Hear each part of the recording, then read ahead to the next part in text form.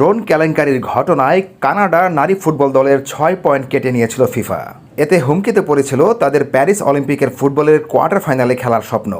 কিন্তু সকল প্রতিবন্ধকতা দূর করে অবশেষে শেষ 8-এ নিজেদের নাম লিখেছে কানাডা। গ্রুপ পর্বের শেষ ম্যাচে কলম্বিয়াকে 1-0 গোলে হারিয়েছে তারা। এর ফলে 3 পয়েন্ট নিয়েও গোল ব্যবধানে এগিয়ে থাকায় গ্রুপ এতে রানার্স আপ হয়েছে কানাডা। সেমিফাইনালে ওঠার ম্যাচে শনিবার জার্মানির মুখোমুখি হবে কানাডা। সমান 3 পয়েন্ট নিয়ে কলম্বিয়া গ্রুপ পর্বের খেলা শেষ করেছে 3-এ থেকে। তারাও উঠেছে কোয়ার্টারে।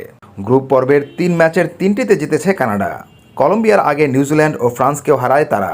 এতে কানাডার পয়েন্ট হওয়ার কথা নয়, হতে পারত গ্রুপ চ্যাম্পিয়নও, কিন্তু ফিফা জরিমানা করে 6 পয়েন্ট কেটে নেওয়ায় তাদের পয়েন্ট হয়েছে 3। নিউজিল্যান্ডের অনুশীলনের ভিডিও ড্রোনের মাধ্যমে গোপনে ধারণ করার অভিযোগ ওঠে কানাডার কোচিং স্টাফদের বিরুদ্ধে।